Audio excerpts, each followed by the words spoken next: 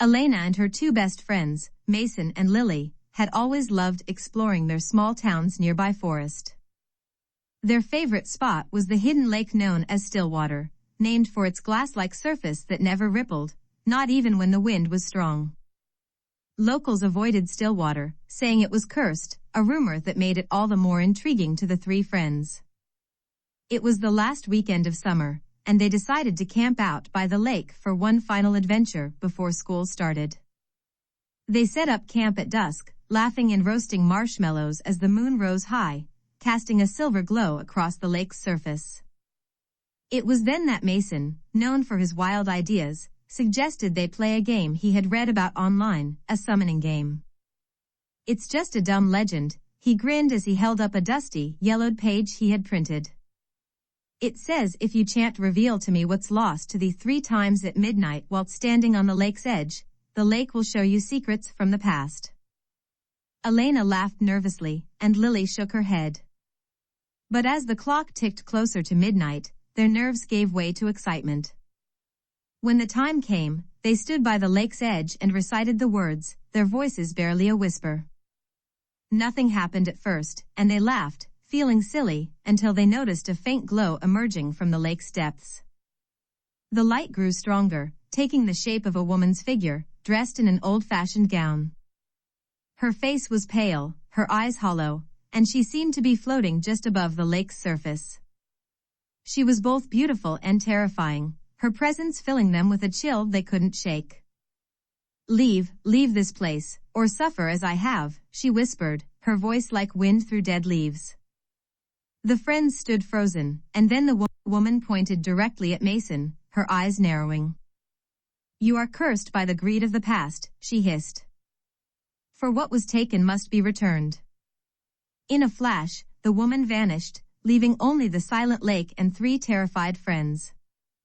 Back at camp, they all tried to laugh it off, but each felt the weight of her words. The next morning, Elena woke up to find Mason's sleeping bag empty. At first, she thought he was playing a prank, but as the hours passed and he didn't return, her fear grew. By nightfall, Lily was in tears, and Elena decided they needed to search the lake. With flashlights in hand, they ventured back to the water's edge, calling out his name. Suddenly, they spotted something near the shore, a gold locket, half buried in the sand. Elena picked it up, her heart pounding, and opened it to see a faded picture of a young girl with the same ghostly eyes as the apparition they'd seen the night before. Just then, the lake rippled, and Mason appeared on the shore. His face was pale, his expression distant. He looked at Elena, his eyes void of emotion. I'm sorry," he murmured, his voice hollow. "What happened to you?" Elena asked, her voice breaking. "I don't know," Mason replied, his hands trembling as he reached for the locket. "I just remember, the lake. It wanted something, it needed something back." As he touched the locket, a strange energy surged through him, and he collapsed to the ground, writhing as if in pain. The locket began to glow, and a shadow seemed to rise from it, taking the shape of the same woman they had seen in the lake. "You were given a warning," she said, her voice echoing in the night. "You played with forces you did not understand. The curse is real, and one of you must stay as I have, bound to this lake." Elena and Lily backed away, horrified, as the woman approached Mason. He tried to stand, but his body was paralyzed, held in place by an invisible force. Desperate, Elena shouted, "Please, take anything else. Just let him go." The woman stopped, her expression softening as if considering the plea. "Very well," she said, her voice suddenly softer. "One of you must volunteer, or he is mine." Elena felt her heart pound, her mind racing as she looked at her friend, knowing that she couldn't leave him. With trembling hands, she stepped forward. "Take me instead." A chilling silence fell as the woman studied Elena. After a moment, she nodded, and Elena felt a strange warmth spread through her, even as her body grew heavy.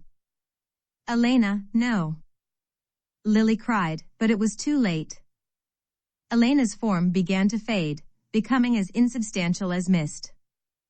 Just before disappearing, she whispered to her friends, "Remember me, don't forget." In a heartbeat, Elena was gone. Mason and Lily stood alone on the shore, their friend now a part of the lake's mystery. They returned to town, forever haunted by that night, their memories of Elena fading over time as if the lake had erased her from existence.